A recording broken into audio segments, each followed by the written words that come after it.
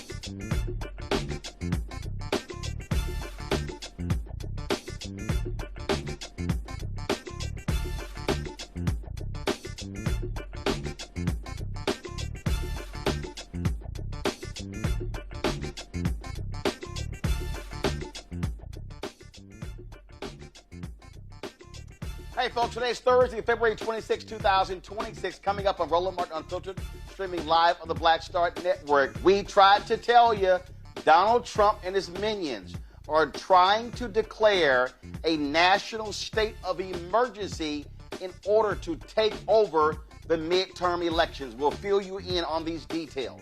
Also, on today's show, the Mississippi Supreme Court has ruled Republicans must redraw lines there because they've been screwing over black voters. But Mississippi is dragging its feet, hoping the Louisiana versus Cali decision is going to bail them out.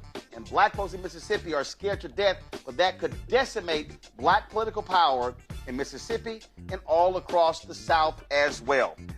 Folks, the University of Pennsylvania is offering a minor in racism and anti-racism studies in response to what's happening in the country. Also, folks, memorial services. First of all, the funeral services begin today for Reverend Jesse Jackson Sr. We'll talk to the owner, Amelie Spankuber of WVON Radio, the only black-owned radio station in Chicago, about his tremendous legacy. Lots to talk about. I'm here in Los Angeles for the NAACP Image Awards. It's time to bring the funk on Roland Martin Unfiltered on the Black Star Network. Let's go. He's got whatever the miss, he's on it. Whatever it is, he's got the scoop, the fact, the find. And when it breaks, he's right on time and it's rolling. Best believe he's knowing. Putting it down from sports to news to politics. With entertainment just for kicks, he's rolling. Yeah, it's Uncle Roro, y'all. Yeah, it's Roland Martin, yeah. Rolling with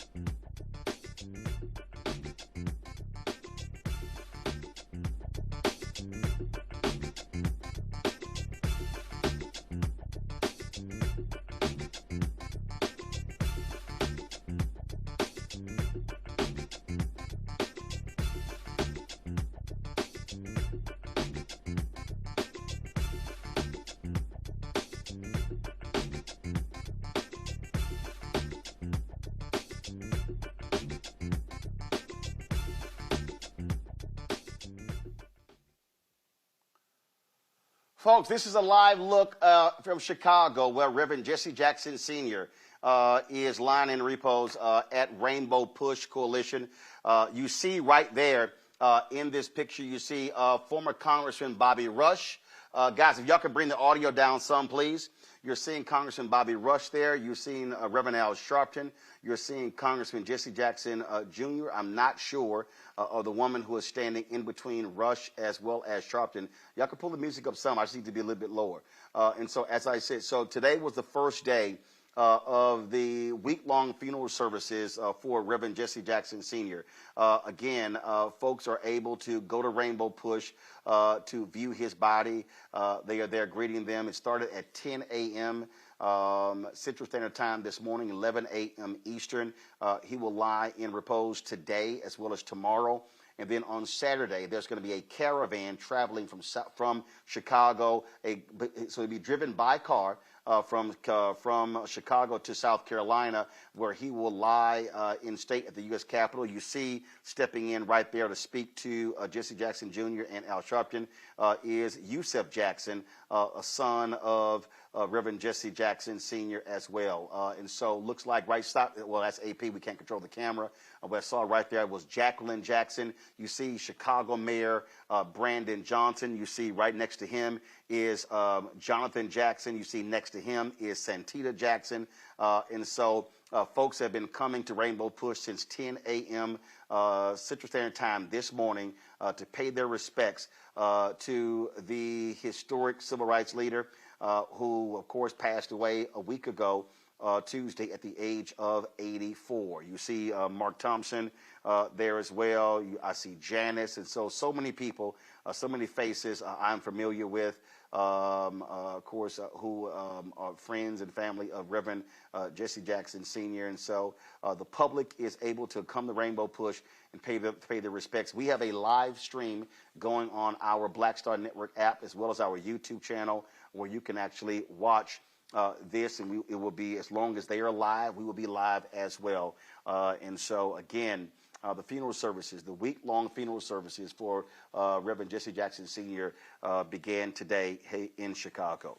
All right, folks, one of the areas where Reverend Jackson always was fighting on behalf was the issue of voting rights. And something is happening right now that we warned everybody was going to take place, and that is Donald Trump and his minions were going to do all they could to steal the election. For the last 6 years, all Donald Trump has done is complain about the 2020 election, saying that it was stolen. Now, keep in mind, other Republicans ran and won.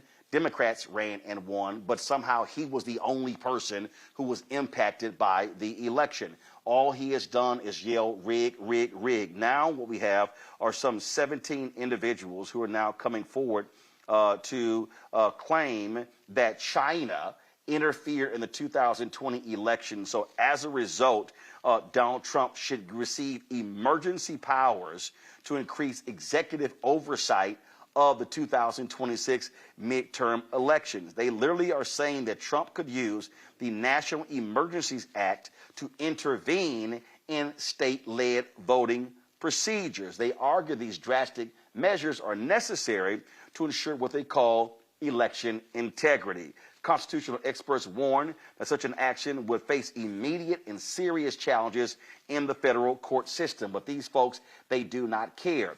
They are scared to death. Donald Trump said to Republicans last month that you guys got to hold onto the House.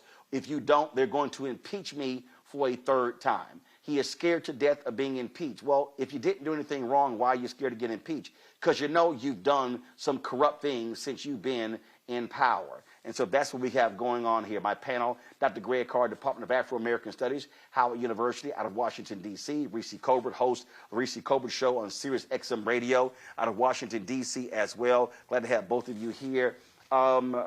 Greg, listen, you went to law school, you understand the law, and these folks are down and dirty, they're nasty, they're despicable, and what they are trying to do, this action right here, is all about how can they steal the midterms. He's scared to lose the House and lose the Senate, because then he then can't pass anything if Democrats control one or both of those chambers. If Democrats control the Senate, they then determine his nominees getting approved. They determine if there's even going to be hearings for federal judges and Supreme Court judges. And so to have 17 of his supporters now floating the possibility of taking over the election, it shows you how desperate and corrupt these people are.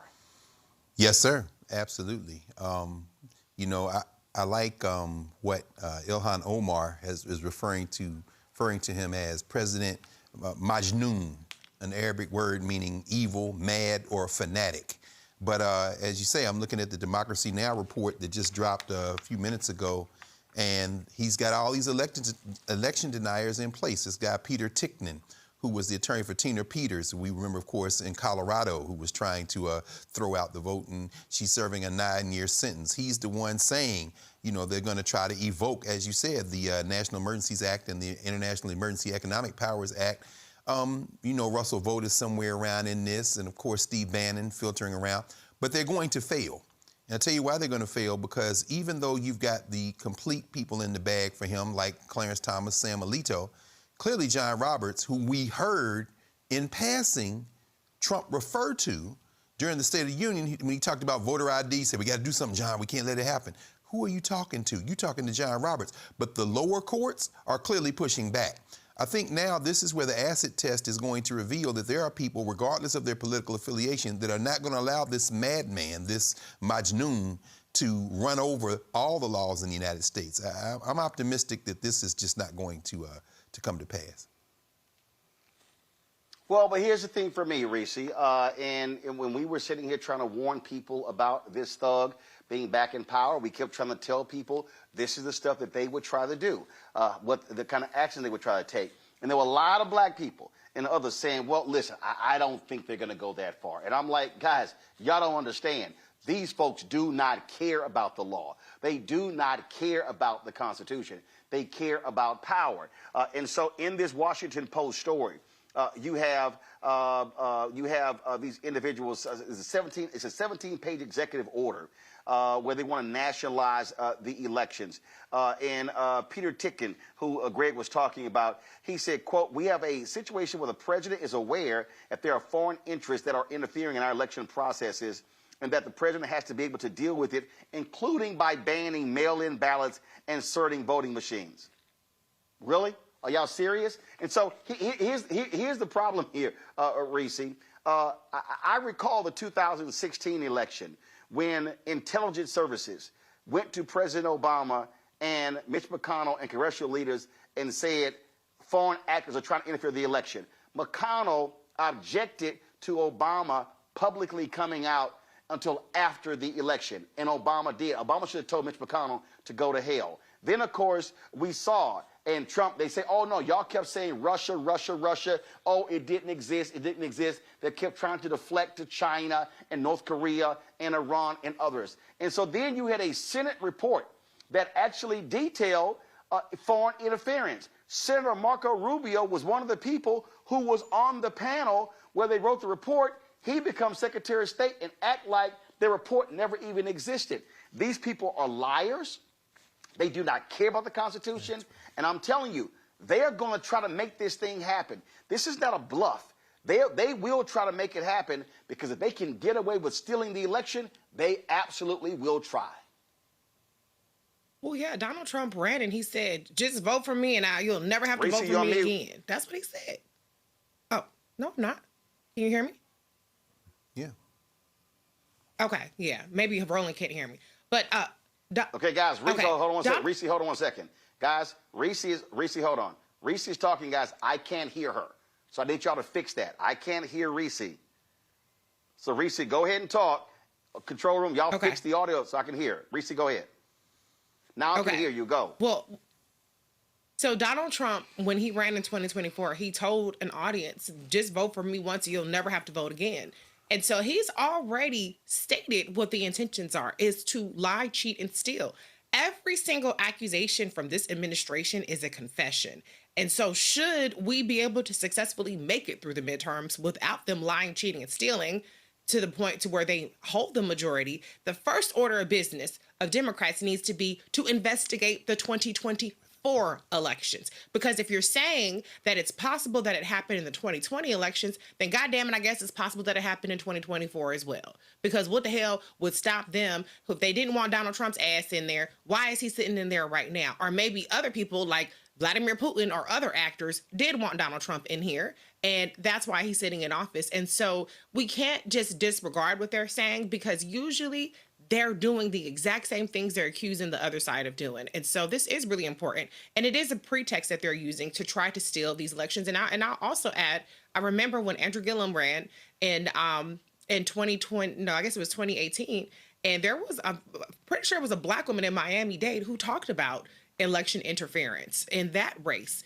And so that was never investigated because, unfortunately, Democrats are too busy half the time. And I know that he wasn't president, Democrats weren't president then, but Democrats have taken the posture that what Donald Trump is saying isn't even possible, because they want to try to engender faith in the election system. Clearly, there are some vulnerabilities here, but I have every single bit of assurance that any vulnerabilities are being exploited by Republicans for the benefit of Republicans. So what we need to know is that we have to get far beyond cheating distance. Whatever they do, we have to come back 10 times harder so that it is impossible to deny the will of the American people.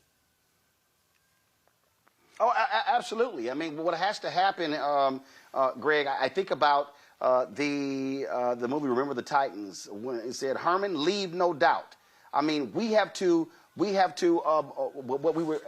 on the show the other day? I think it was I think it was Congressman Jonathan Jackson talking about his dad. He said, we have to overwhelm the voting polls. I mean, we have to make it so hard for these folks to cheat. They'd be like, damn, we're going to have to flip 100, 200, 300,000 votes. We got to put pressure on these folks. And this is no moment for people to sit out. I mean, we say this all the time. I've been seeing these videos of some of these Simple Simons talking about, I didn't vote for Kamala Harris. I didn't vote for Trump because I didn't hear an agenda on police brutality. That's a lie. Didn't hear an agenda on economics. That's a lie. And I'm telling you, what these people want to do, they want to steal it. This Cali decision, we're going to talk coming up next, what's happening in Mississippi. They absolutely want to invalidate state races, state Senate, state representative races, congressional races. People need to understand, if there's a national emergency, it is a national Black emergency. Black people need to understand that there is an all-out assault to completely roll us back to pre-1964 Civil Rights Act, 65 Voting Rights Act, 68 Fair Housing Act days. And if these Republicans had their way, they would undo, and we already know they're trying to challenge the 14th Amendment, they will undo the 3 Reconstruction Amendments that were passed by the radical Republicans. You're absolutely right, Roland.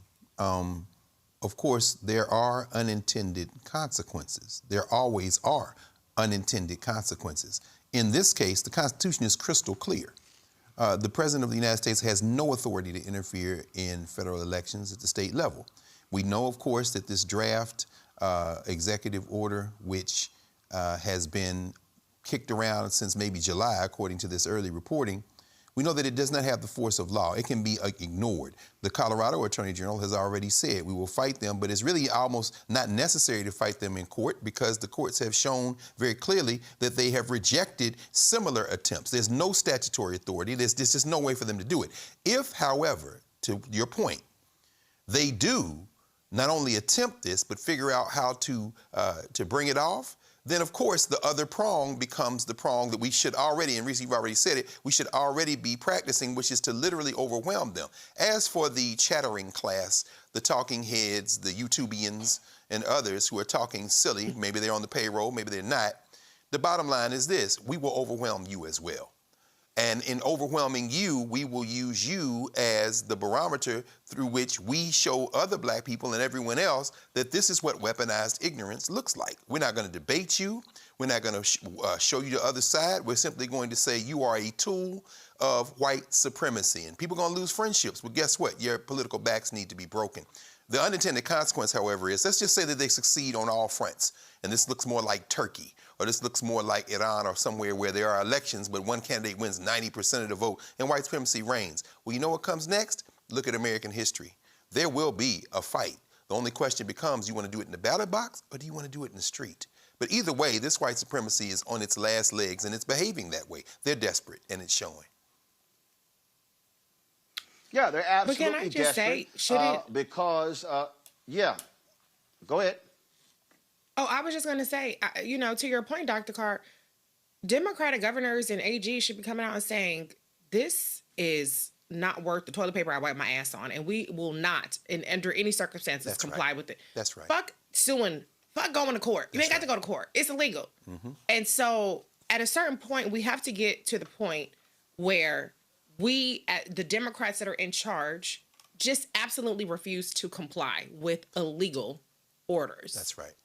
The same way that businesses don't comply when Donald Trump says you can't buy houses or you can't, or what did he said he was going to do an executive order over interest rates. The same way that everybody else ignores Donald Trump's dumb ass when he puts these toothless executive orders out. I would like to start seeing some Democrats do the same as well. It don't always have to come to a lawsuit. Why don't we try that? Why don't we try forcing the administration to sue you into complying with something that's illegal as opposed to complying with it and then suing them so that you don't have to comply? That's right. Yeah, I think right now, I dare say, to your point, Democratic governors, Democratic attorney generals, Democratic election officials, county commissioners, there should be an all-out assault of hell no. That's hell no, we will fight you to the end if you're trying to pull this here. They have to raise the bar, turn this thing into a major thing. Because see, again, what Trump likes to do is he wants to throw 3 or 4 or 5 different things. Oh, we're going to attack Iran. They're going to slip this in and this and this. And national media, national white media is so stupid. They don't know how to do more than 2 or 3 damn stories at one time. And so they get stuck on it. And see, also national white media sees this as a game. Oh, they really not going to do that. They really not going to go. No, hell no. Every single time they've done that by saying, no, they really not going to do anything like that, they do it. Every single time. And this right here, they called it. Steve Bannon, after they lost in 2020, Steve Bannon and Greg said, we're going to put our people in the local state boards, county boards of election and the state boards of elections, and we're going to take over the system. That's what folks don't understand. And so they are going to try this. They are going to try this. And what I'm saying to our people, I mean, I saw this, Terrence Woodbury came out with this a survey talking about how young black men really don't see what's happening with Trump as somehow impacting their life. I'm telling you right now, young black men, y'all are wrong. Y'all are wrong. And look, by saying, well, I'm not really feeling it, let me be real clear. It's a lot of stuff that you say you ain't feeling that's actually hitting you because, see, you have been anesthetized by what's going on. Oh, it's going to hit you. I'm telling everybody watching right now, when this right-wing, ideologically driven Supreme Court rules for the state of rules in the Cali case, when they allow those racists in Louisiana who lost before by creating the 2nd district, when they rule that race cannot be considered in the creation of districts, oh, trust me, you're about to see the loss of black political power. You're going to see it happen. And you know what you're going to end up seeing? You're going to see the budgetary impacts of those black folks not being in power. You're going to see the impact in education. Oh, you're going to see it. And so I need this generation, Greg, to wake their asses up out of this stupor and to understand. Like I was just sitting here. The Houston Chronicle had some video, and the video said 4 black women from Houston discussed the 2026 election fatigue and the frustration of being the backbone of a Democratic Party that seldom rewards their loyalty. Listen, I feel folk on all that. This ain't no time for no damn fatigue. No. And, oh, I'm tired. because there way too many ancestors were also tired. But we need to really understand, we are sounding this alarm for a reason. What these white supremacists want to lock in is absolutely Jim Crow 2.0. That's absolutely right. And let's just be very clear. There's a difference between power and the law, as you've said. And we have to be very clear about this. White commercial news entertainment media should be at this point completely ignored, with only one exception, and that is reporting on factual events. Everything else, interpretation, ignore it. Again, this station here, young people, if you got young people in your family, sit them down in front of this station and let's do that, because we know that when we engage with our young people, they will respond. But we have to engage with them, and we got to do that. Just ignore all the rest of that stuff. Now, let me bring up Caleb Badillion. He's a staff writer with the Marshall Project. Again, we've been talking about what's going on here. And Caleb, you guys have this great story dealing with Mississippi. And it says, Mississippi's black voters brace for SCOTUS to gut their political clout. And you walk through how black folks in Mississippi have been winning in the courts as relates to how they've been racially driven out of power, and the courts have been ruling in their favor. Now, all of a sudden, the courts are ruling by saying, listen, multiple races benefiting African Americans. Now Mississippi is sitting there going, oh, please, let's hold off, because when the Cali decision comes down, we're going to be in the clear. This right here is going to have a devastating impact on black political power in Mississippi and beyond. Yeah, that's right, Roland. I'm glad to be on the show tonight. And the story that I've reported is about the Mississippi Supreme Court. Mississippi elects Supreme Court justices from a series of 3 different districts, one pretty much in the northern part of the state, one in the middle of the state, and one in the southern part of the state. And there was a lawsuit brought by black voters in Mississippi that said the districts are drawn in a way that dilutes the power of black voters in Mississippi. Mississippi, of course, is the blackest state in the country. About 37% of our statewide population is black in Mississippi. But right now, there is only 1 justice of 9 on the state Supreme Court that's black. There's only, in the state's history, ever been 4 Supreme Court justices on the state Supreme Court that have been black, all of them since 1985, and none of them have ever served on the court at the same time. There's no black justice that's ever had a black colleague on the Mississippi State Supreme Court. Federal district court judge ruled last year, yes, the lines are drawn in a way that dilutes black voting power in Mississippi. So the state legislatures under a mandate right now, they have an opportunity to redraw these districts that would enlarge black voters' influence in the central district. That's the central part of the state. And, they're moving, but not in too much of a hurry. We've had some placeholder bills introduced, and lawmakers, have explicitly said, we're waiting. We're going to see if Calais comes down before we adjourn. The legislature goes out of session for the year in April, and if it gets down to the end, we'll introduce a map. We'll do what the lower court has asked us to do. But that doesn't mean this situation is over. Even if we get through the end of the legislative session and lawmakers do approve a map as instructed by the lower court, and they increase the influence of black voters in the central district, give them more power to potentially elect additional black Supreme Court justices. That case is still on appeal before the Fifth Circuit. Calais will be decided by June at the latest. And when that comes down, if the Voting Rights Act is heavily weakened, then this order is heavily, it's at risk on appeal. We might never see these new maps used in an election. And see, look, we just had an election in Mississippi that reduced the Republican supermajority, and a couple of African Americans won. That was based upon a court ruling. That's right. That's right. So there was a different voting rights lawsuit that attacked the composition of our state legislative districts. And you had courts say the same thing.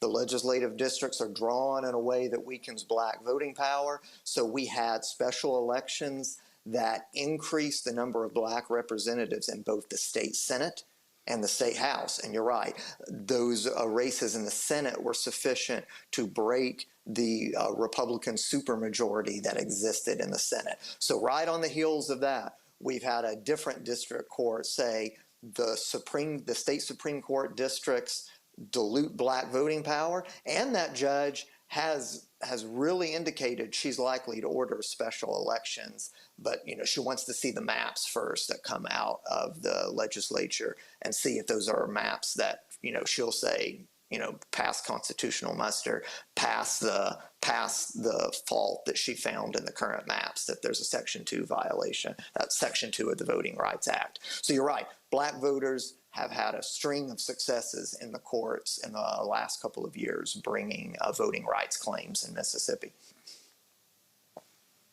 And listen, as you were talking about how they drew the lines. I mean, bottom line is we saw this for the longest in Alabama, and it was federal courts that ruled, listen, you're screwing over black voters. They had to create a second opportunity district that led to the election of Congressman Shamari Figures. They fought Louisiana, a third African-American, fought that. It was like, went to the Supreme Court, went back, they tried more tricks, go back, no. Then they create the second district that elects Congressman Cleo Fields, and then they came up with this other, another way to challenge it, and that's where the Calais case comes from. And so what we have consistently seen white Republicans all across the South use the pen to screw black voters in so many different races, and without Section 2 of the Voting Rights Act, without that, we're not going to see any sort of protection. And frankly, based upon those oral arguments, this Roberts-led court, guess what?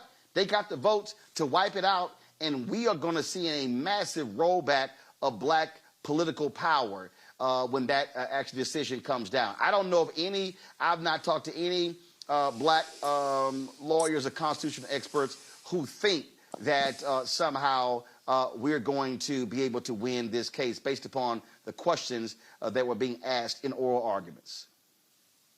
Yeah, that's definitely the mood among, a variety of legal observers in response to those oral arguments in the Calais case. Virtually all of the conservative justices in oral arguments seemed, skeptical at best about the current legal framework. There's still a kind of a question around the range of possibilities. At the most extreme, we could see a decision that just outright strikes down Section 2 as unconstitutional.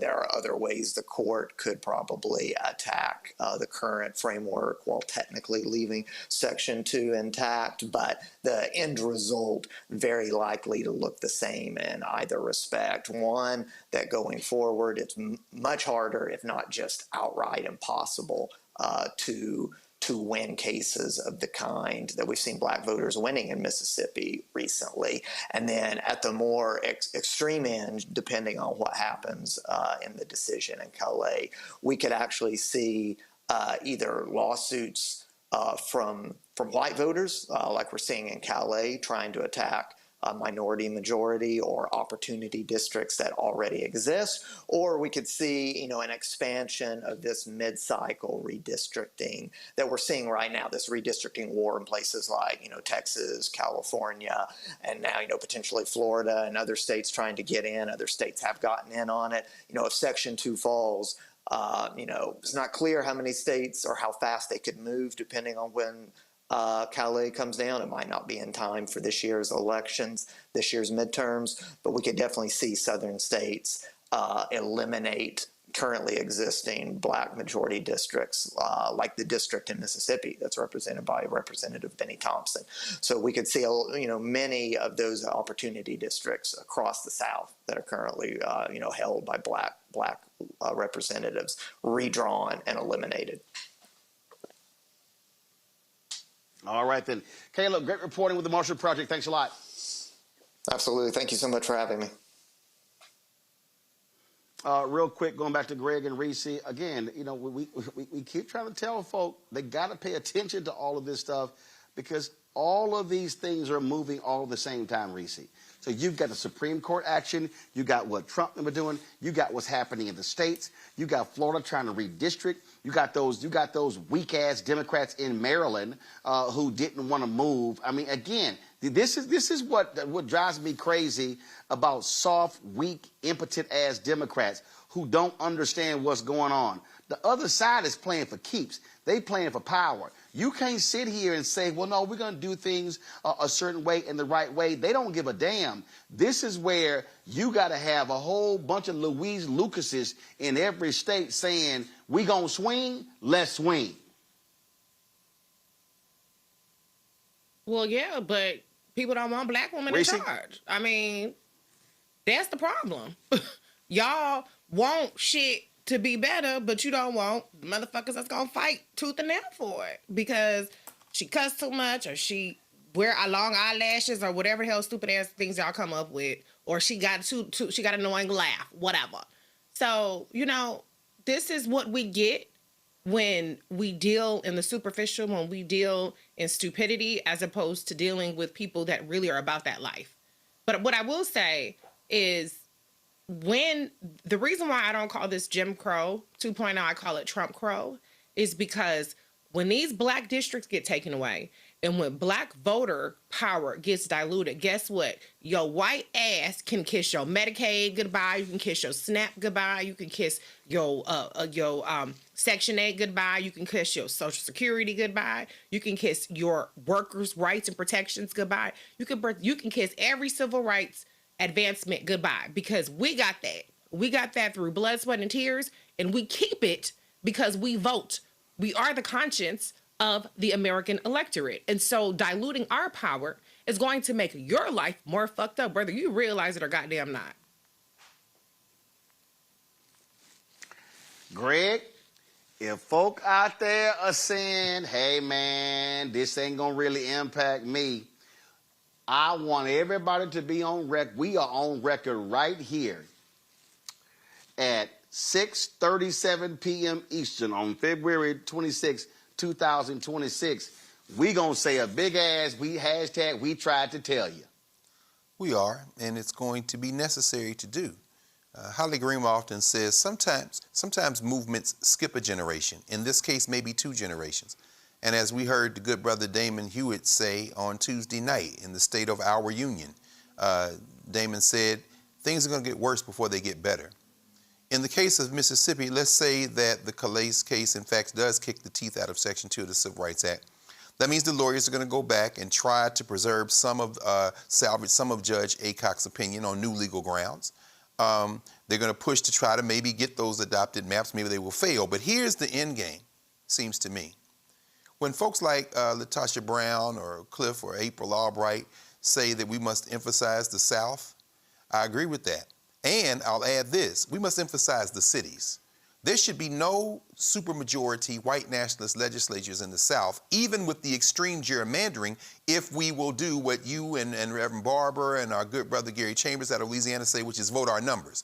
Maybe they will have a white nationalist majority in those states, and I'm not at all sure of that because I don't even trust that Mississippi is as low as 37% black. I'd say at least 40% or more. But either way, we can stop them from running through at the state level these supermajority bills and legislation. Now, Atlanta, Jackson, Mississippi, Birmingham, New Orleans, you name it, go through the South. Charlotte, you go through the South.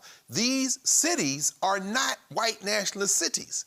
Even as they can hamstring them at the state level when it comes to funding, and even if they continue to capture the federal legislature in terms of funding, the cities then become our place where we push back and where we consolidate power. It does, however, finally have to be based on this.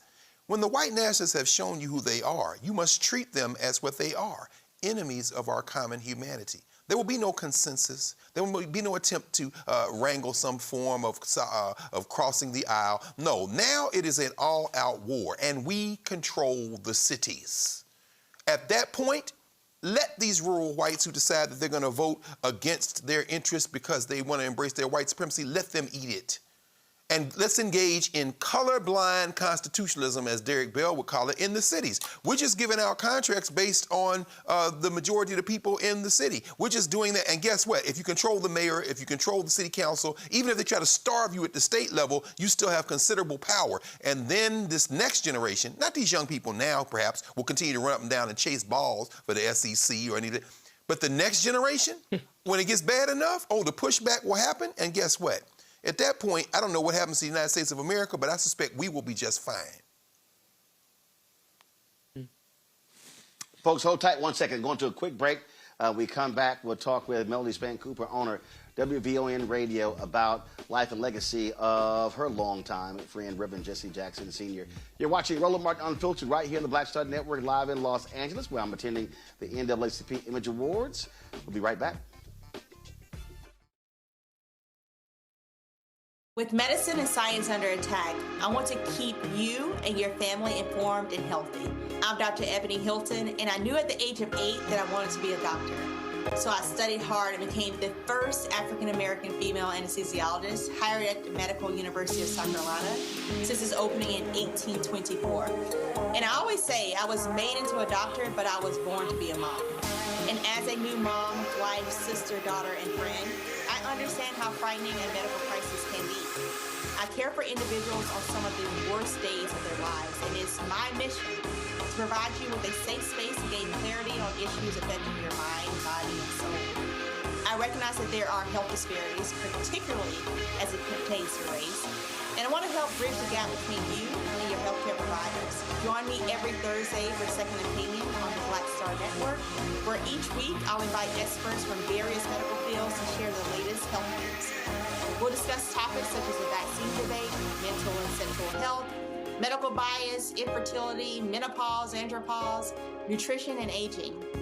Together with my medical colleagues, we aim to provide you with a second opinion. Don't miss it, Thursdays only on the Black Star Network.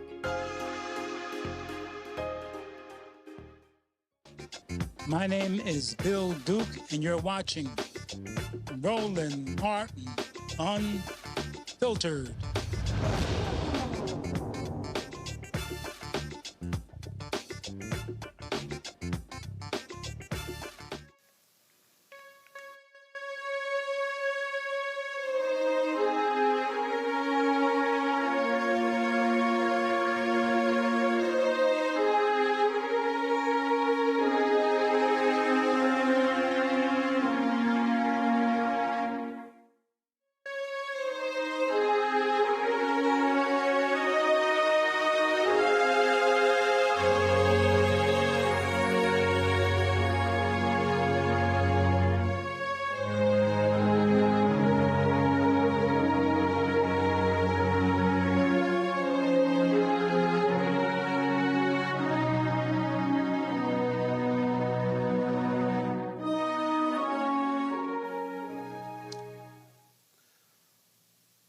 Folks, we're up at the top of the show with a live feed of the Lying in Repose of Reverend Jesse Jackson Sr. at Rainbow Push. That is still going on. You see right there. Family is greeting folks there. My guest today is Melody Span Cooper, owner of WVON Radio, the only black-owned radio station in Chicago. Has known Reverend Jackson, the family, for a very, very long time. Of course, her father, Purvis Span, also prior to that, owning the station as well. Melody, I swear, so your daddy owned it, you owned it, but a lot of times Reverend Jackson acted like he owned WVON. Yeah, he was a major shareholder in it, right? He did, and Roland, you can recall during the time that you were there, there were two people who I would always tell you guys, I don't care when they call, let them in. One didn't take a lot of advantage of it. The other one took a lot of advantage of it. And that was, of course, Minister Farrakhan and Reverend Jesse Louis Jackson. He will be greatly missed. And, you know, for the last 2 or 3 years, us not getting those calls every day, him wanting to come on to discuss whatever it is he wanted to talk about. It just shows how much for granted we took those times at a time like this. Yep.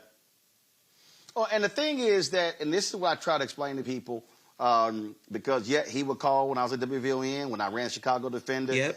Reverend would call about a story that I wasn't even working on, that he would want turned into a story. But the thing that people need to understand, and I don't know of anybody else in my career who understood the value of black-owned media. He understood, and black newspapers, black magazines, black radio, and it's a lot of politicians and a lot of activists.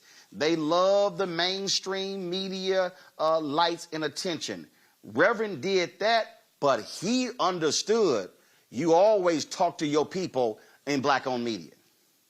He really did and respected it. That's why we're there. We've been there since 7 a.m. this morning. We will be there all day today, all day tomorrow. We're going all the way with Reverend because he wouldn't have it any other way, Roland. You're absolutely right. And what I loved about him is, Reverend changed a lot of trajectory for these businessmen, a lot of black businessmen in corporate America. He never stopped talking about black media when he went there, black-owned media, and the importance of supporting it. So no matter how global he got, how big he got, he always remembered local. The world turned green and global. He always was black and local. And that's a benefit because when you reach the amount of people that Reverend reached and touched, it was great that he took us with him and made people respect us. He didn't put the major networks ahead of us. He wanted us in the room, and he when he was in the room with people who could make a difference for us, he talked us up, and we will miss him. I don't know of anybody even coming behind him that carries that mantra for us. You do it, of course, right? I do it, but someone who's not directly engaged with us.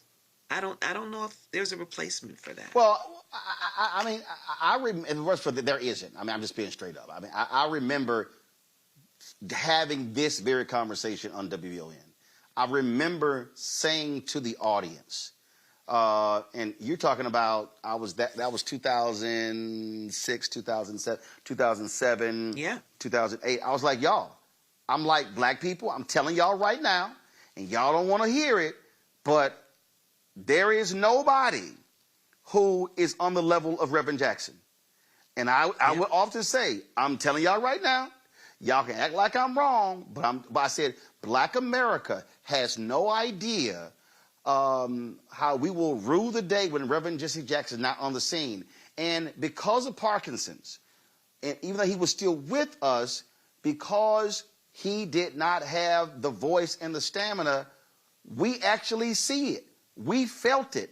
And people thought, I'm like, people are, oh man, you just saying that. I'm like, no. I'm like, y'all don't understand. And what I said before, when we had the night he passed, I said, I think part of the problem, Melody, you alluded to it, that because he was ever present, omnipotent, always on the scene, we absolutely took for granted his presence. And I said, we gonna feel it when times get tough, because it's gonna be like, yo, who has not only the intellect but the health and the stature to be able to command the attention of the folk on the other side of the table. You are absolutely right, Roland, and I know you've been showing it all day, but if you could see the lines in Chicago to come and pay tribute to him, it's so touching, because I remember Reverend going to different boycotts in Chicago. It didn't take much to get Reverend to support or stand up for you, right? If no matter how big the cause, Reverend was going to be there, and to see people turn out all day the way that they've turned out, It's just been amazing. And I was thinking as I was watching it early, I was like, we could have only turned out in life for him that way. And that's what happens. I remember I interviewed Reverend in 2013, right around the 50th anniversary of the I Have a Dream speech. And we talked about at the end of Dr. King's life how, there weren't a lot of followers for him. And Reverend talked about how that happens in life. And then when they pass, they become martyrs. They almost become martyrs, right? And how we take the presence of such powerful men so for granted when they walk amongst us. And so we're experiencing that now. But to see his eloquent children, these 6 vessels are just so amazing how they have stood up and represented him over the last week. And I'm sure until the next week. That's his true legacy. And so with those 6 dynamic young people, I think we will be okay. Yeah, before I go to my panel, before I go to Greg and Reese, it's real simple, y'all. It's called doing the work. This is not about the difference between, and then again, I just think people, I remember a lot of the comment, man, every time you see him, he on television, he just on the radio. No. It's called the work. He was doing the work. Too many people really do not understand the intellect of Reverend Jackson. When the ability to recall facts and figures, the ability to be able to connect the dots and all of that. And when you talk about, putting folk out to pasture, I mean, and I'll say it, listen, a lot of people were pissed off when Obama got elected and comments Reverend made. And I remember having him on the air. And when even I went off on him. And I was like, look, now damn it, I'm agree with you and I'm going to disagree with you. But what happened was... You and Reverend were so funny, Roland. You and Reverend were something else together. Look, some days you all were on the same page and the days that you weren't. Oh, goodness, right? But that speaks to the integrity that you have to stand up to a man that powerful. Most people wouldn't, and you would challenge Reverend, but it was in love. It was always in love. Oh, absolutely. And see, when Obama gets elected, and I remember this vividly, a lot of people, I'm talking about a lot of black people, would not bring Reverend on their shows. They would not listen to what he had to say. And when he went after Silicon Valley, and I remember him calling me and had my TV One show, and I was on Tom Joyner, and he was calling, and I said, and I understood what Reverend was doing. And folk were like, man, I'm with Reverend, sit down. I'm like, do y'all understand what are you talking about? And he was the one, we're talking about 10, 11, 12, who really began to jam up Silicon Valley to force them to honor their commitments. And we were talking about this. So this was pre-George Floyd's murder in 2020. He was forcing Apple, Facebook, Google to really hire and commit to doing things with African Americans. And again, a lot of black folks wouldn't put them on. And I said, Reverend, I'm going to put you on every week because the issue matters. And that was my point. We have to learn that we may have disagreements about certain things. It can't be personal. When the interests of black people are at place, the mission comes before folk personal feelings. Absolutely. Absolutely. And the thing that people have to really respect about Reverend was he wasn't afraid. Roland, he never was afraid of the fight. I think about Nike. If you recall when he challenged Nike, I can just, when I was a kid here in Chicago, there was a food chain called A&P. And there were many stores throughout our community, and they were selling rancid meat. Reverend shut them down. He just, if the cause was not on the side of what he believed was right for our people, he was willing to take it up, big or small. And I don't know how you fill that void in 2026. I just don't know how you do it. Maybe you don't. Maybe it's time for all of us to stand up. Those of us with voices, those of us who have the acumen and the power, and go in these boardrooms and go wherever the cause is, and do it in respect and honor of him, because he did leave the blueprint. Questions from the panel. Reese, you first. Oh, thank you for sharing your insights and your relationship. One thing that we've seen in Reverend Jackson with his People's Platform and his presidential campaign was revolutionary and incredibly progressive. But what we've seen in progressive movements more recently is try to pivot away from the idea that race specifically is something that should be tackled in our politics and not just class. So can you talk a little bit about Reverend Jackson's intersectionality around race and class? That's a great question. Reverend, I don't know if you've ever heard him referred to as the country preacher. Reverend came from the South, never left that, never lost that sense of connectivity to poor people, to the underserved. And although, his journey took him in globally, across the board, internationally, into corporate America, Reverend's love, I recall just in the last 10 years, he would do his conventions in Chicago. Reverend put a tent outside. And we were all like, why is Reverend got this tent outside? He was harping back to a time when Dr. King, when they did the Poor People's Campaign. Now, probably nobody on this panel lived back when they did the Poor People's Campaign, but that he stayed connected to that. He stayed connected to people who you would think as he had moved forward, he might have moved away from. Never that. And I think that's what made him so special. The simple things, the way he walked around Chicago in stores and in restaurants and with children. I remember when we moved to the South Loop, and there's a nursery school in the building.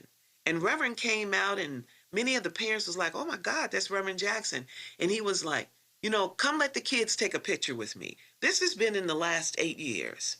So it is so much the fiber of who he was authentically. He never left it.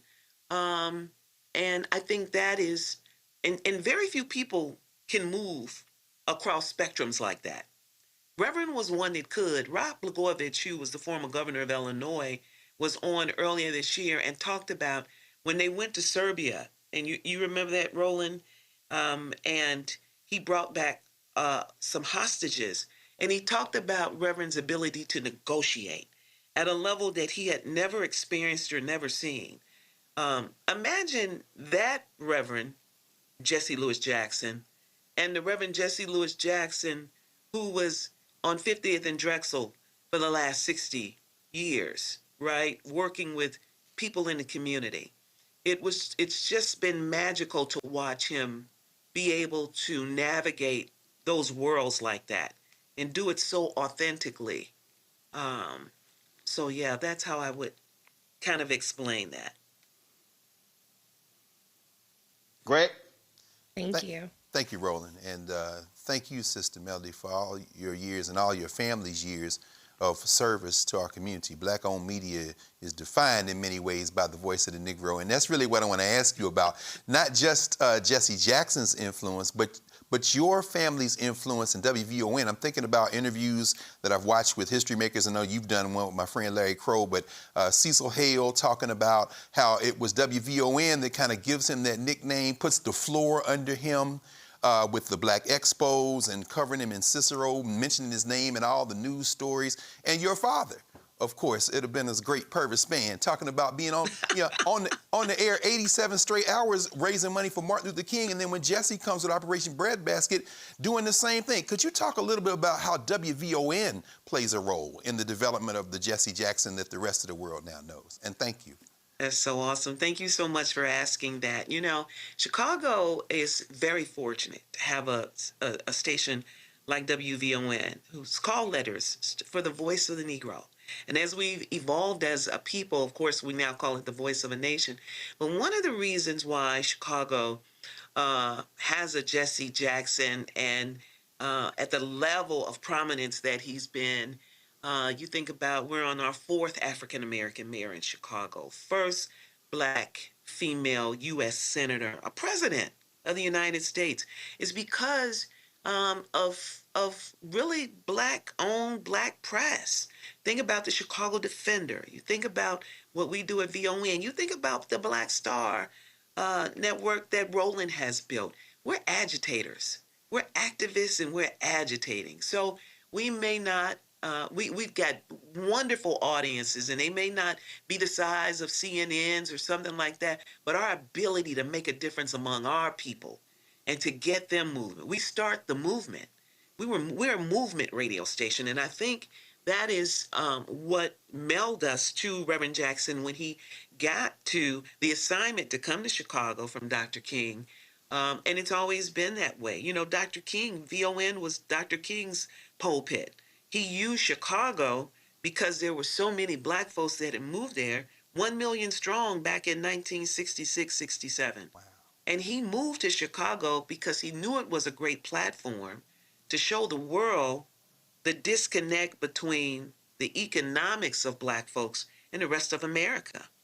And so ever since then, I mean, that I think our footprint has been in so many different things. I was at a church last night talking about it, and for Black History Month, the importance of this, and markets that have stations that are hyper-local, connected to community, community-centric, are more progressive markets if you look at it, or they should be across the board.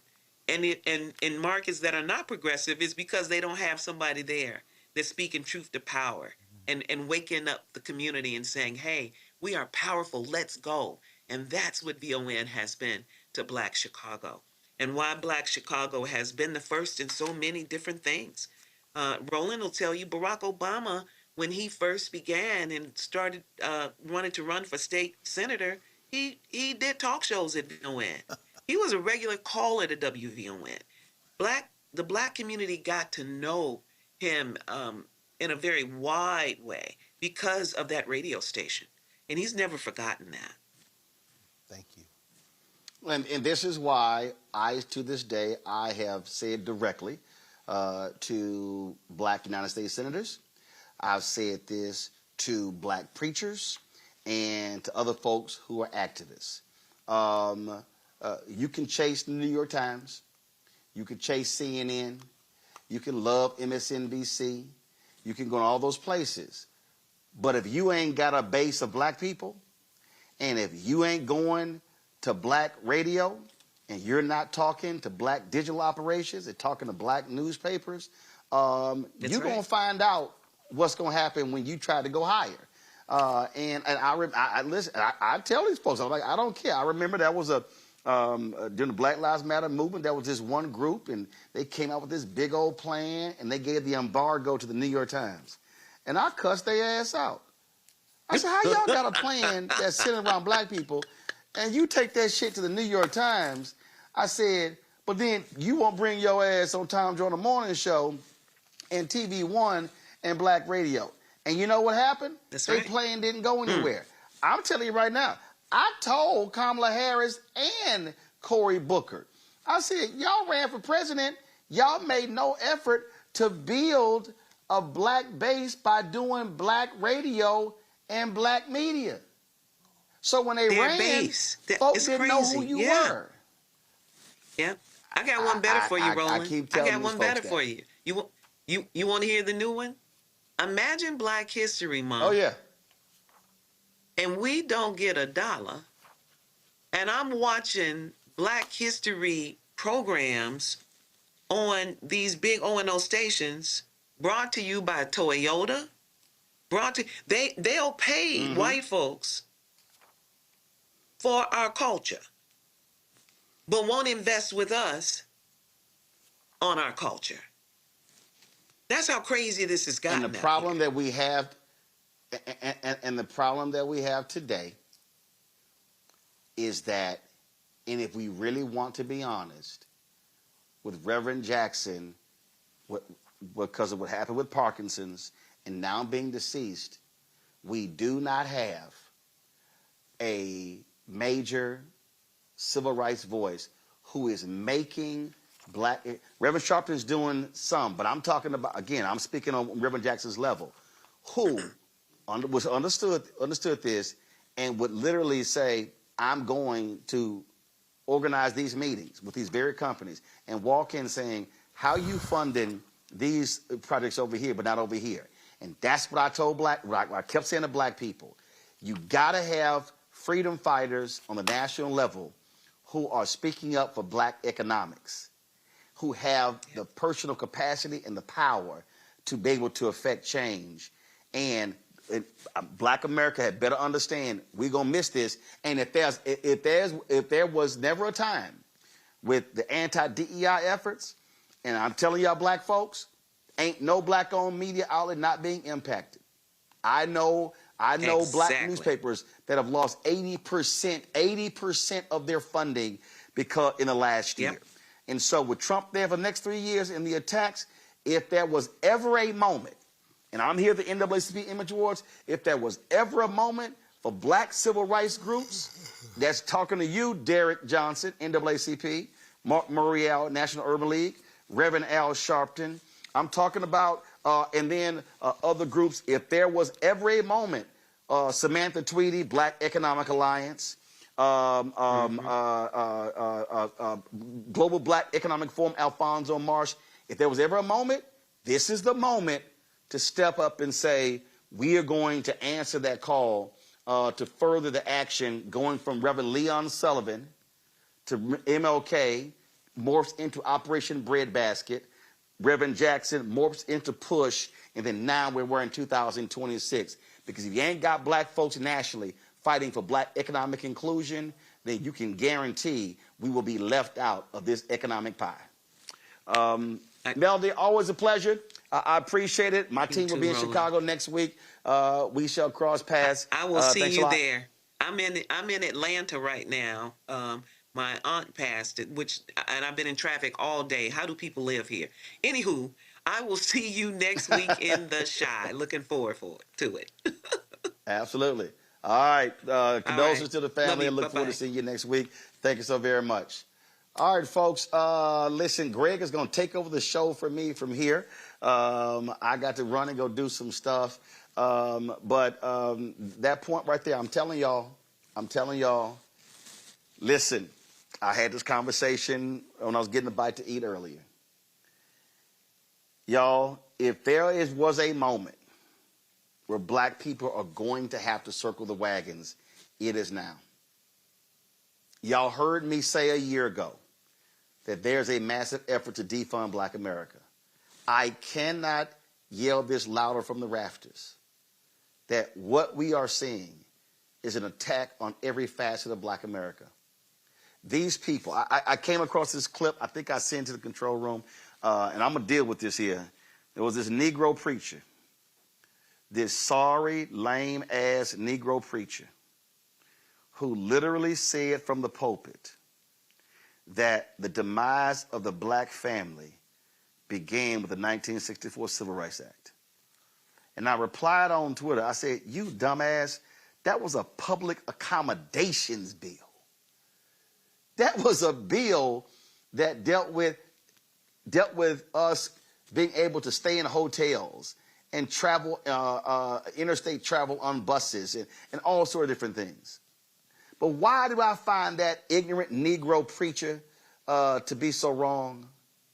Because that's the same language that the white supremacists are using, because they have been saying that black America, or that America, the downfall of America began with the 1964 Civil Rights Act. And so I need black folks watching to understand, and I know Greg and Reese are going to talk about this Pennsylvania, what they're trying to do there with this major and some other stuff, but I need people understanding, people watching and listening to understand. What we are witnessing is white conservative anger at black progress, at black success.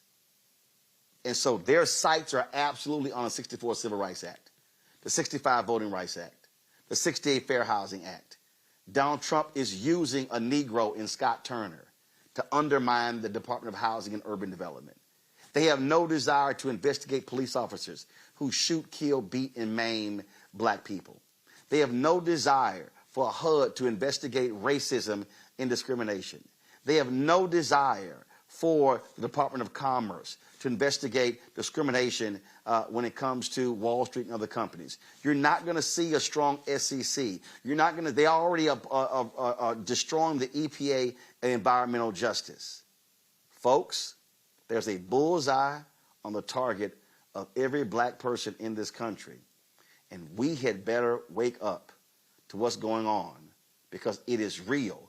The attacks are real, and repercussions are going to be real. And that's why voting matters, but voting is just one part of the process. This is a moment where we've got to be taken to the streets, organized and mobilized, putting pressure on systems.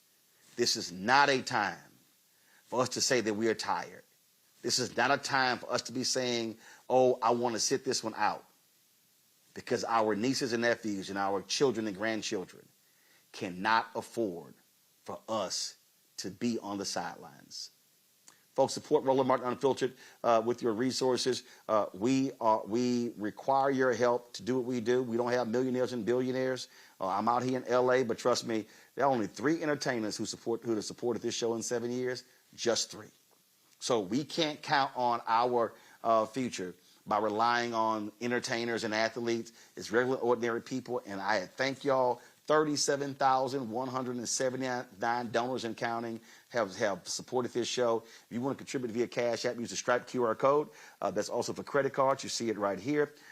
Use that. Also, checks and money order, make it payable to Roland Martin Unfiltered, P.O. Box 57196, Washington, D.C., 20037-0196. PayPal's R. Martin Unfiltered, Venmo, RM Unfiltered, Zelle, Roland at RolandSMartin.com, Roland at RolandMartinUnfiltered.com. Going to a break. We come back. Greg Carr, Reese Colbert, they will take it away for the rest of the show. I'll see y'all tomorrow. Back in a moment.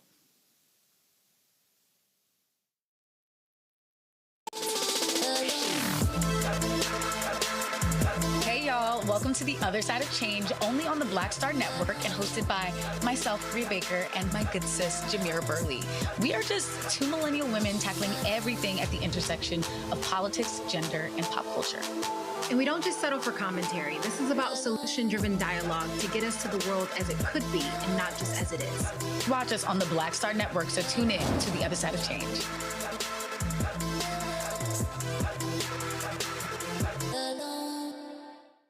I'm Brittany Noble, Midwest-born, HBCU educated with experience in newsrooms across the country. Well, I've teamed up with Roland Martin to bring to you The Breakdown. This isn't just news. It's our stories, our voice, our community.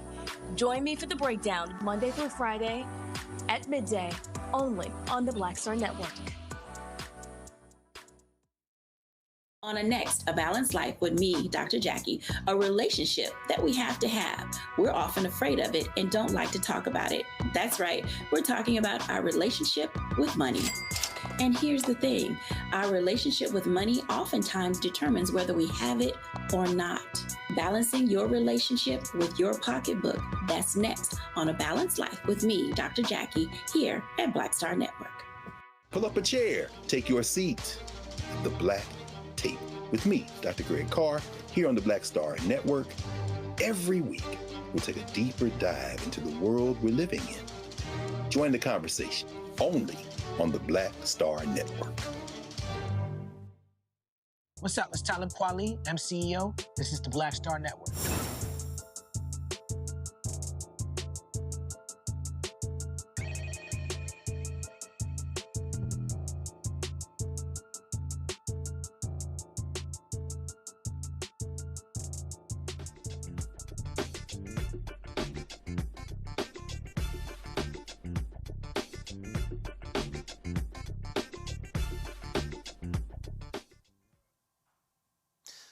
Donald the Con Trump is escalating his so-called war on fraud, freezing more than $250 million in Medicaid funding to Minnesota.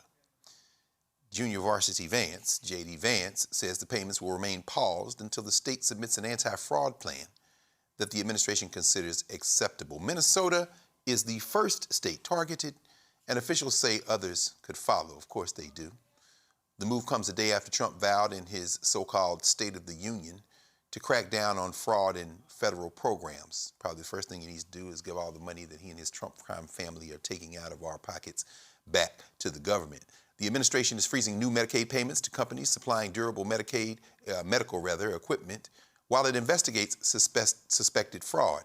Governor Tim Walz is calling the Medicaid freeze political retaliation and warning it could impact vulnerable residents. To explain how this freezing of funds will impact those who need help is Adamika Meadows, author, the CEO of Health Tech for Medicaid. Welcome to Roland Martin Unfiltered, Sister Arthur, and please walk us through how this is going to impact us in real time. Yes, well, I'm just in Minnesota today, just landed just an hour or so ago, and what's happening in Minnesota is significant because Medicaid is a state and federal partnership. So the federal government kind of reimburses states for services that are already delivered. So this is not getting money ahead of time. This is you've already delivered those services and you're waiting for your payment. It's a little bit like you going to work, working all of your hours, and then waiting for your paycheck. In this case, CMS, or the Center for Medicaid and Medicare Services, is temporarily withholding not just $250 million, $259 million in reimbursements, while they're alleging concerns about fraud and fraud oversight. This is really unusual, both in scale and in posture, and it raises real questions that we're concerned about enforcement, about state and federal balance, and about how quickly providers get paid directly. I think that, when federal payments are paused, and we saw this twice last year, we'd never seen this before where, people did not get paid for Medicaid. The immediate pressure falls really on the state budget and on the healthcare providers, on the healthcare systems. That's hospitals, that's clinics, that's behavioral health providers, that's independent doctors, that's transportation services, who they already operate on very tight margins. I was a hospital leader for about 16 years in this country, and we deeply rely on Medicaid. Children's hospitals, like so much of their budget is reliant on Medicaid. So the larger issue is not just fraud enforcement, but because I think all of us agree that Medicaid integrity matters. We all want to have a safe and we want all of our federal dollars to be spent well. I don't think anybody's denying that. The question now is really how is enforcement handled and how CMS is going to be working with states through these audits, especially since we've really not had a lot of these audits and correction plans in this way, how withholding federal dollars at this scale and size represents a bigger federal posture. It's pretty authoritative. It's very concerning. Could we talk a little bit about how they have failed so far to actually carry out these cuts? We know that it has been blue states, Minnesota, New York, California, Illinois, Colorado. The federal judges blocking most of these efforts. We've seen them attempt to withhold funding for food stamps. The federal judge blocked that. HHS tried to freeze $10 billion in funding for child care subsidies. A federal judge blocked that. I'm sure that you all will be in court around this. Could you walk us through what you expect, whether or not this might even succeed, given what we're seeing so far coming out of the federal courts? Well, it's a little bit complicated, right? Because all of those different cases had to do with different pots of money and different funding scenarios. This is a completely different pathway, and it's a pathway we're not really used to getting kind of cut off. One, in that volume of money, and two, in this sort of way. So this is kind of unprecedented in a way. I do expect there will be legislation around that. There'll be some enforcement around this. I'm certain there'll be litigation. I think what people need to understand is that Medicaid is the largest insurer of children, right? It is the biggest payer of long-term care. It is a major source of disability services, right? And you talked about durable medical equipment, right? These are things that people need, right?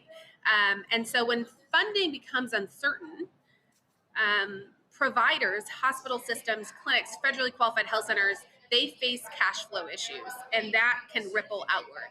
Now, I don't want people to think their benefits are ending, right? Or that this impacts them personally at home. It really impacts the systems more than it impacts them. But if you're a small mom and pop, provider, it'll hurt much more. You don't have cash reserves. You don't have, 100 and 150 of days cash on hand to dip into. People will probably have to take personal loans out. This will impact people's lives significantly. So as of now, I'm sure benefits will continue. I'm certain the state has, some reserves. I'm sure other states will open up coffers. This is a blue state, and Minnesota has just been under fire. Let's just be real. We have seen so many of us are really feeling the pain of the just assault on the state. But I think the prolonged deferrals or even, litigation that could create additional strain. I think the other thing to think about is the larger national implications of what this could mean for other states.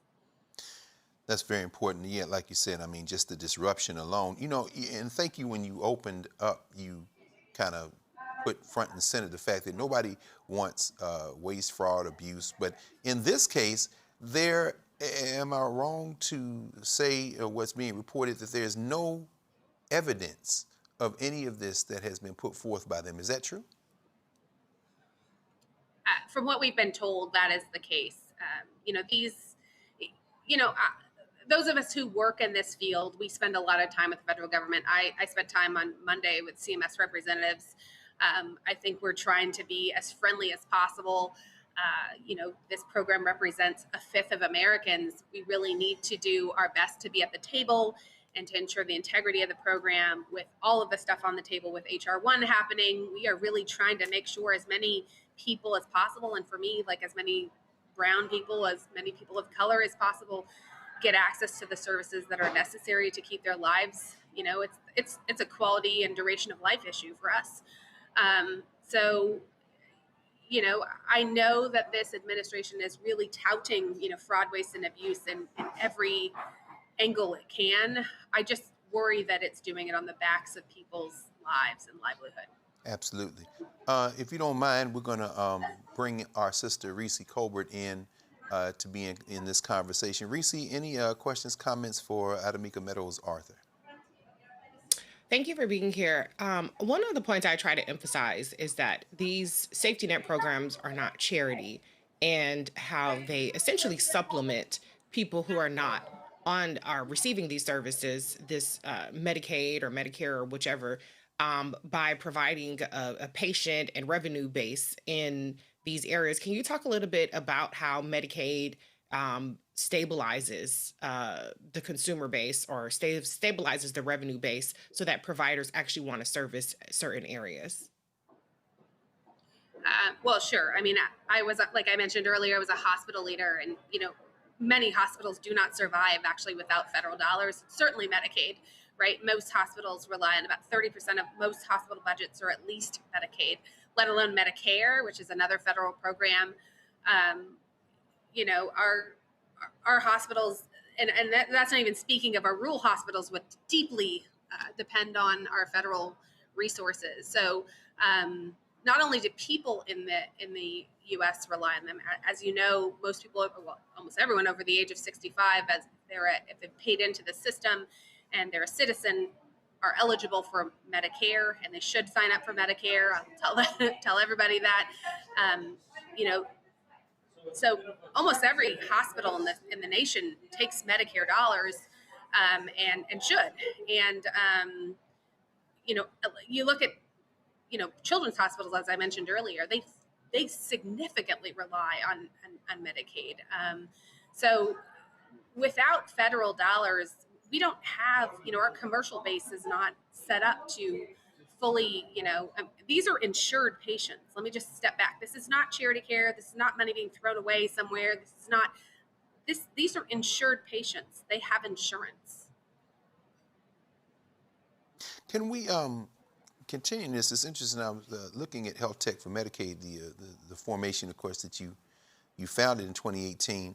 It looks like a very wide coalition and broad coalition of folks, a lot of healthcare providers, a lot of folks looking at the fellows program that you have and kind of bringing another generation in to help them understand how we can intervene in this.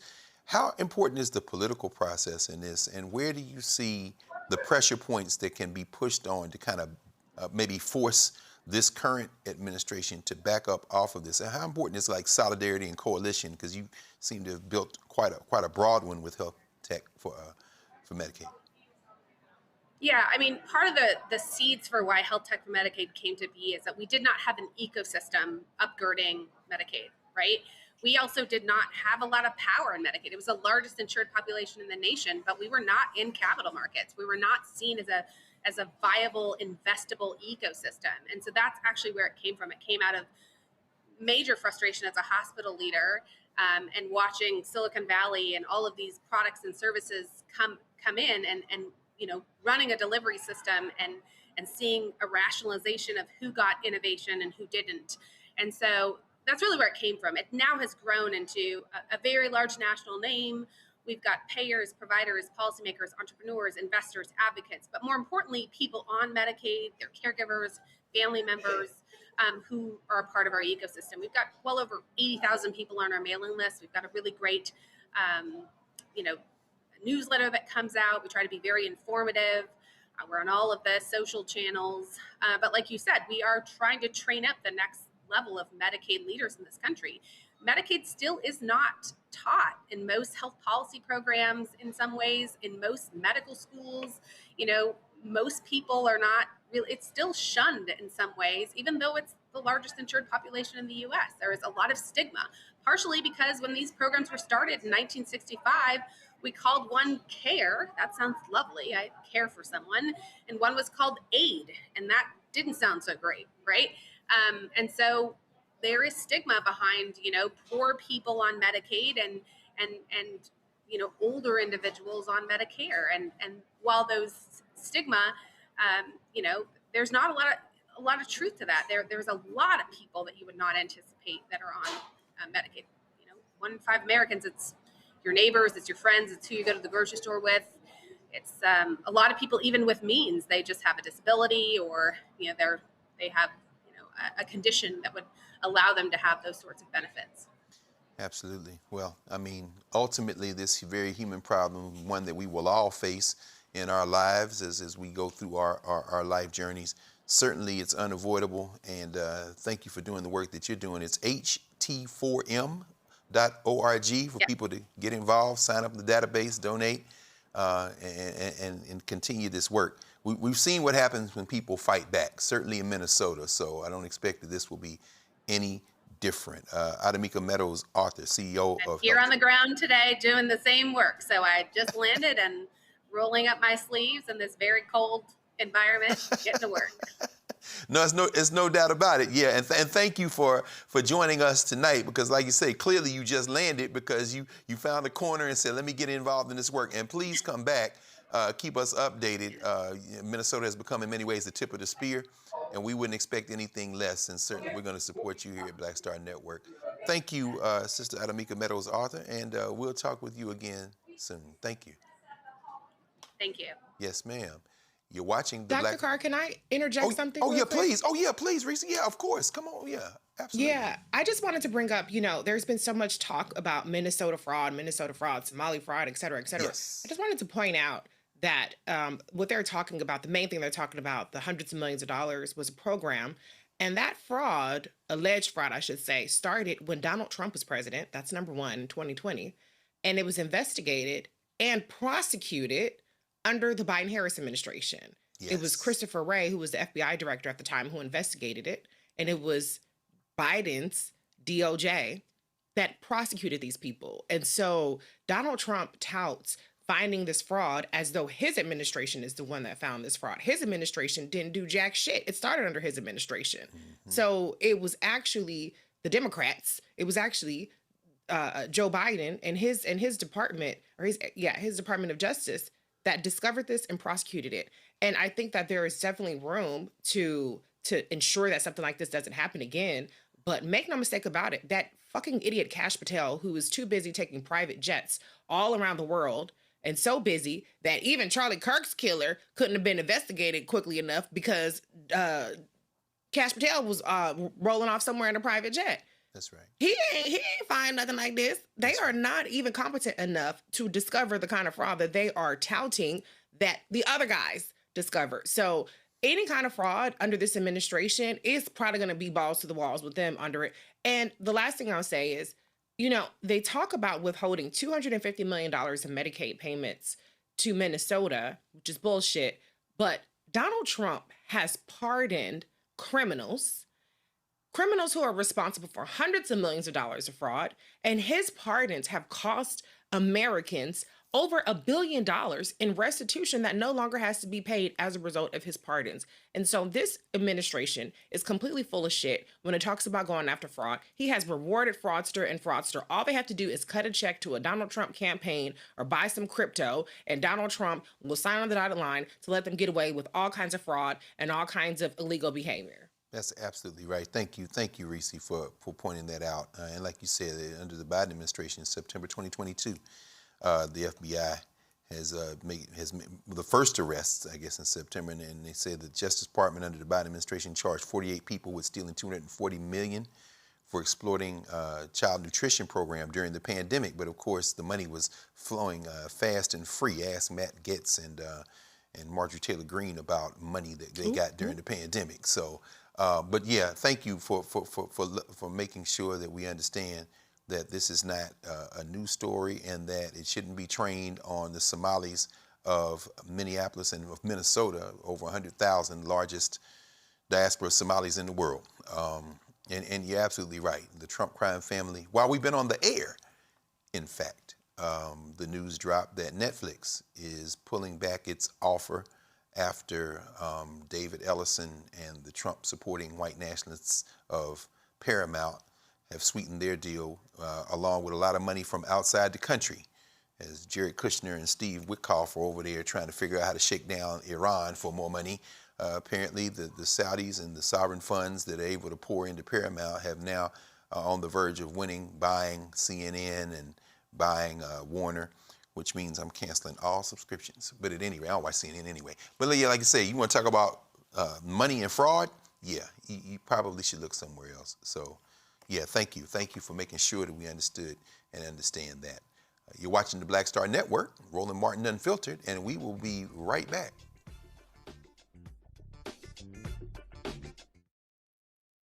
With medicine and science under attack, I want to keep you and your family informed and healthy. I'm Dr. Ebony Hilton, and I knew at the age of 8 that I wanted to be a doctor. So I studied hard and became the first African-American female anesthesiologist hired at the Medical University of South Carolina since its opening in 1824. And I always say I was made into a doctor, but I was born to be a mom. And as a new mom, wife, sister, daughter, and friend, I understand how frightening a medical crisis can be.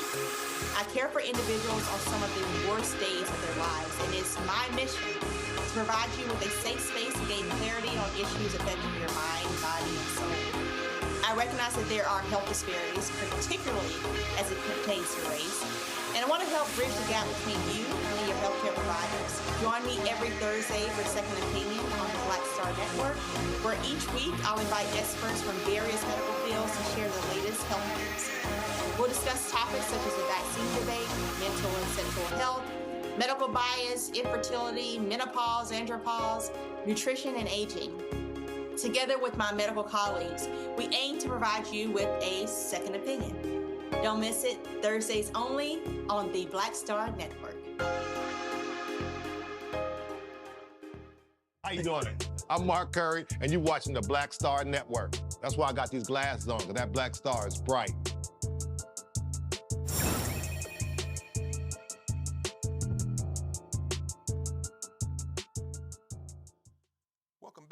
Black Star Network.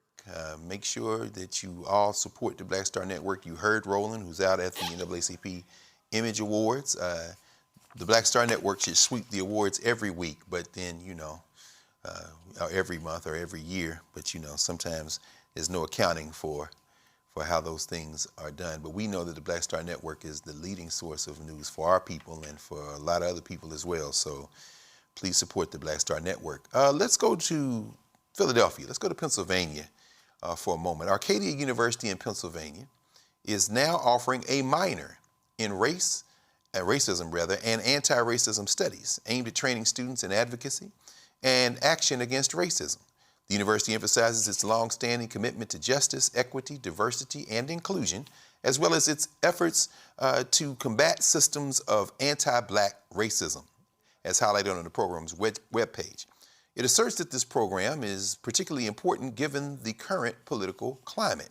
Conservative critics and think tanks have criticized curricula centered on diversity, equity, inclusion as one-sided and dismissive of ideological diversity. Reese, this attack on universities has been relentless. We did get some good news out of New Hampshire a few days ago. The American Civil Liberties Union and the ACLU of New Hampshire was able to go to court, and we see that this Dear Colleague letter, this foolishness that came out last year, has been completely neutralized, so we don't have to worry about that. But still, there's a chilling effect. K-12, universities, what's your sense of this continued assault on curricula? And in this case, Arcadia University pushing back and saying, no, we're going with our full chest forward. Should more schools try to follow that example? Well, absolutely. I mean, I love that they're doubling down because this is an important topic. And let me tell you something. When you're looking at the conversation around this Texas Senate race, it's needed, okay? Even from so-called allies. You've been saying soft white nationalists for years, Dr. Carr, but it's very clear that people are not as anti-racist as they like to claim that they are. And so, yeah, I appreciate that.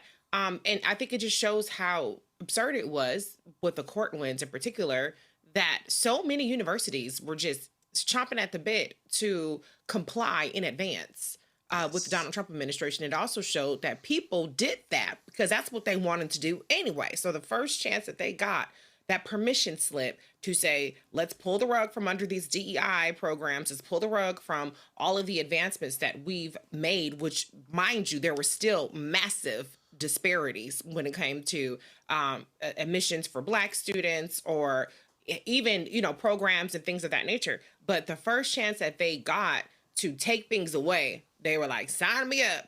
And so I think that what has been very revealing through what this administration has tried to do is who's on our side, who's on the side of humanity, who's on the side of decency, and who is on the side of, I'm going to do the bare minimum and I'm going to provide the illusion that I really care and that I'm in this to actually move the country forward or move the needle forward until it's no longer convenient for me. Absolutely. It's breaking news to me. I didn't know. I don't know, Reese. Did you see this? Cardi B was in Texas and she urged her followers on Instagram to vote next week for Jasmine Crockett over James Tallarico. Did that happen today? I saw it. I love me. Okay, well, break that down for us because I'm going to go to the next story, but I just saw that. I was like, wait a minute, hold on. So, yeah, how important is that? I mean, in the grand scheme of things, we certainly saw Nicki Minaj over there stumbling over her life for whatever reasons with Trump. But, I mean, how do you interpret this? I know young people in particular may be following something like that. I'm skeptical that it moves the needle very much. I mean, we saw when Beto run, he had Beyonce in her shirt. She had a little, Beto shirt on. We've seen celebrity endorsements on both sides of the aisle plenty of times. I don't think that it really makes much of a difference. But what it can do is it can generate some enthusiasm. It can make it more of an event. It's sometimes that helps get people out is people feeling like they're a part of something. And so I think that at a minimum, it can't hurt. You know what I'm saying? Gary Chambers, our good brother Gary Chambers, has been breaking down the numbers in Harris County, for example, and saying like, look, this turnout is not that great so far. It's certainly not running ahead or not running ahead by much of prior election cycles. And the theory of Jasmine Crockett's race or Congresswoman Crockett's race is that she can activate disillusioned and disaffected voters. Now, in her defense, part of the reason why maybe they haven't been as activated is because the mainstream media and the white nationalists, the soft white nationalists, let me put it that way, have really tried to drive home this point about electability and about only Tallarico can win, even though white men have been losing for 30 years statewide on the Democratic side. And so that could be partially suppressing some of the turnout because people might feel like she can't win, and so why bother to vote? But if you are out there sitting your black ass on the couch thinking that I'm not going to vote because she ain't going to win anyway, you need to get your ass up, and early voting ends on Friday, and then election day is on Tuesday, and you need to vote like your life depends on it, because these people are counting your black ass out, okay? Let me tell you something. If she does not win that primary, then you will prove them fucking right. You will prove them absolutely right that they ain't got, there's no point in trying to activate, because that is what this woman has been out there as she's been flying back and forth to the Capitol to do her job, because she's a sitting congresswoman. She ain't a part-time legislator, okay? Let me put it like that. She has a whole ass job that's full-time around the year. If she is doing that and then coming back and she's going to nightclubs, she's going to restaurants, she's going to barns and wherever else, barnstorming the whole state, then you can get up and vote. And so I appreciate everybody that's activated. She had Kelly Rowland the other day. She had Cardi B today. There's some other, she had Method Man. Ooh, I saw Method Man. I said, okay, man. Oh, Lord. Okay. I know that's right. So I'm just saying, look, I would vote anyway, but I'm just saying, some people are probably looking at it like, okay, I know that's right. Let's go with Jasmine. So even if, I'm going to say this, let's say that the turnout is not as massive, and let's say she barely ekes out a win here. I think, though, that being able to silence the doubters who do not think that black voters are worth investing in, and people who may have been tempted to be apathetic because, well, she ain't gonna win anyway. They all in for the white man. He was on Colbert and da-da-da-da-da-da. I think that if she gets past that finish line, kind of the same thing Obama had to deal with. When he won Iowa, then everybody was like opening up the floodgates. If they see that she can win in the primary, which you should help her, that's Reese Colbert's opinion. No. Then maybe that can open up some floodgates for the general as well. Indeed. I didn't realize she had Method Man down there. And in passing, we'll send out condolences, of course, the transition of Oliver Grant, Power Grant, who's one of the founders of the WU, out of Staten Island at age 52. But I didn't realize Method Man was out there. So let's move for a moment to Chappaqua, New York, where, of course, Hillary Clinton was deposed today. And Bill Clinton will be deposed tomorrow by James Comer, and his committee. The former Secretary of State, in fact, is demanding a public deposition, that is former Secretary Hillary Clinton, after it was paused, her deposition was paused when a Republican representative, Bobo, Lauren Boebert, still around, huh, Bobo, who shared a photo of Clinton testifying with a conservative white nationalist influencer, Benny Johnson, who then posted it on social media. This action, of course, violated the committee's rules regarding depositions. During her testimony, Clinton said she was unaware of the crimes committed by Jeffrey Epstein or Ghislaine Maxwell. Her husband, former Bill Clinton, as I said, is set to testify before the oversight panel on Friday. This will be the first time a former president has been compelled to testify before the Congress. The Clintons had initially resisted the panel's subpoena, dismissing it as politically motivated. They ultimately agreed to testify as the threat of potential contempt of Congress proceedings loomed over them. I guess they lost all those other Congress people who would not testify, just like the politically inbred Jim Jordan of Ohio. Saw that Secretary Clinton took some questions after the deposition, and she said, listen, you all need to release it as immediately as you can. Representative Robert Garcia out of California, called on the House Oversight Committee to release a full transcript of the deposition within 24 hours. And Secretary Clinton said over and over again at the podium today after the deposition, I never met Jeffrey Epstein. I do not know Jeffrey Epstein. Reese, break this down for us. What are we looking at here? Is this just straight politics as usual from this committee and James Comer? Of course it is. It's politics. It's the politics of distraction. And it's giving people something to focus on. Hillary Clinton has always been a lightning rod for Republicans. But if we're gonna interview first ladies, what about the first lady? Well, ain't no more East Wing jail. Because Trump just illegally bulldozed that shit. That shit's gone. That's where she was supposed to be. But wherever Melania is trolloping around Mar-a-Lago or wherever she's maybe taking up space, maybe she got a trailer on the West Wing. Why don't you haul her ass in front of Congress? Because she's the first lady and she's in the Epstein files. That's not chick. That's what I thought.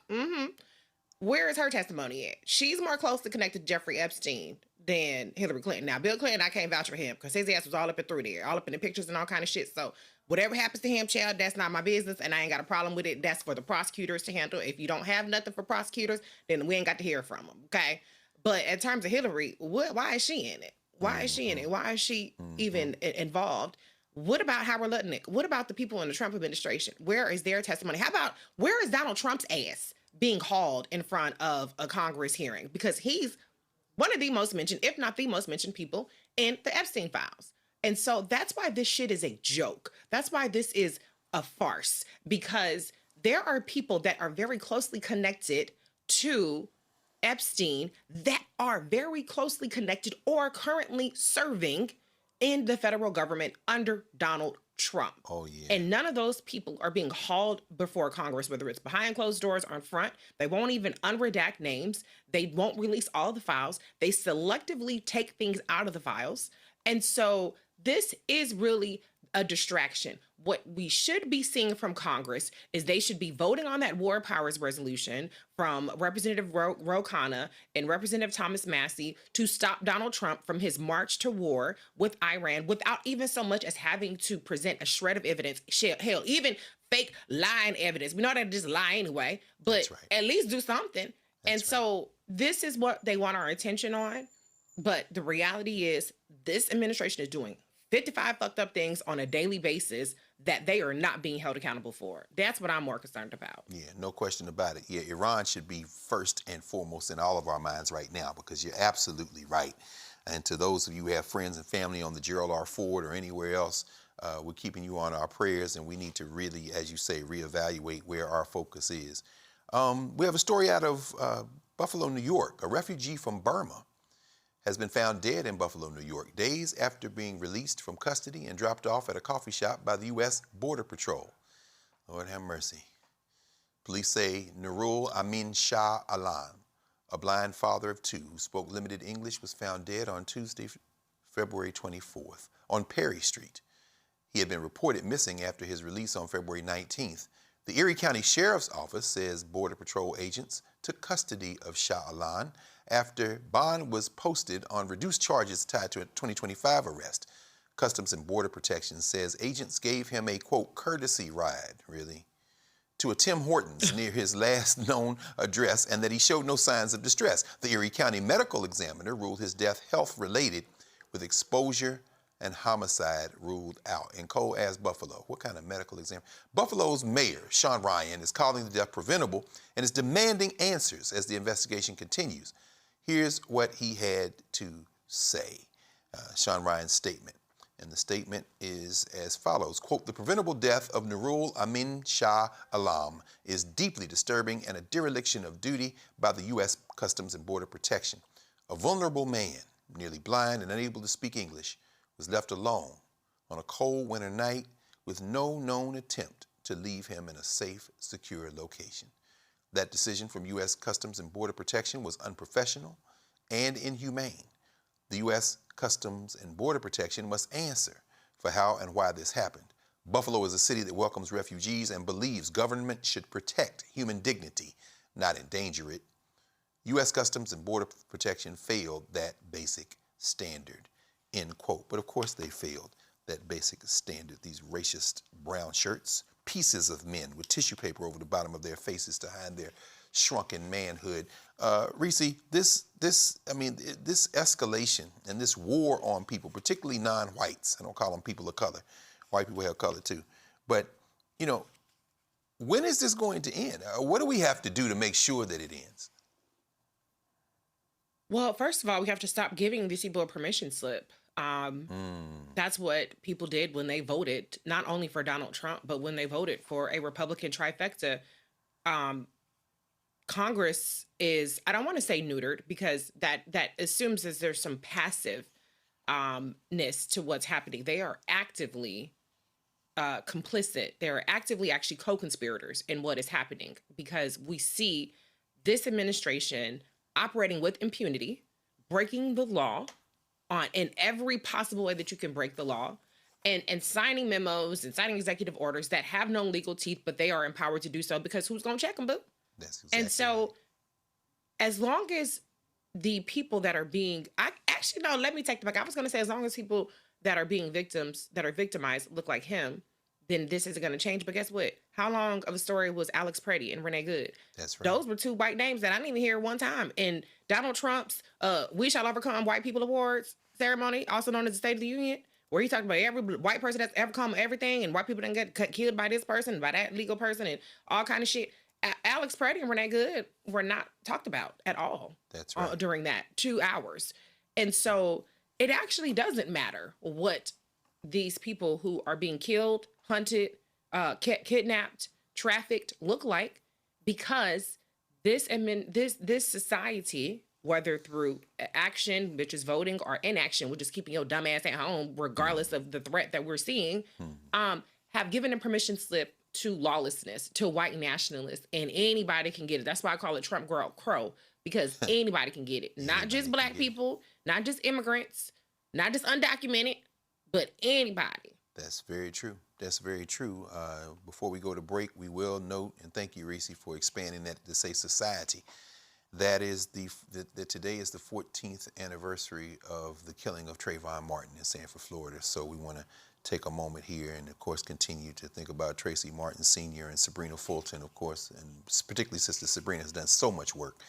We know that they lost their child, 14 years ago today. So you're watching Roland Martin Unfiltered on the Black Star Network. We will be right back.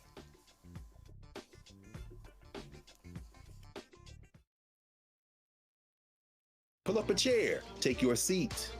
The Black Tape with me, Dr. Greg Carr, here on the Black Star Network.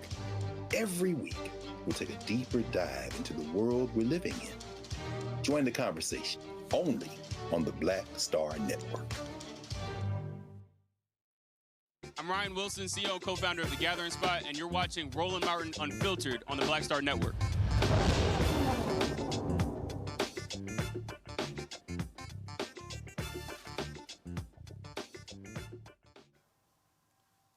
Welcome back to Roland Martin Unfiltered here on the Black Star Network.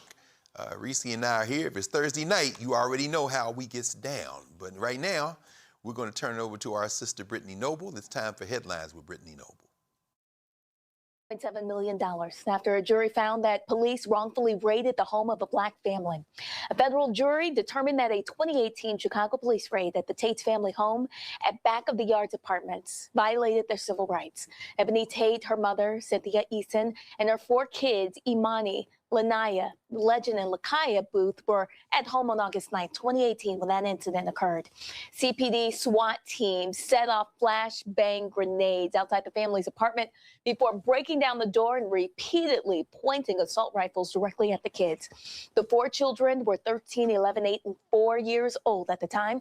The jury found CPD officers guilty of acting improperly and using excessive force against the family.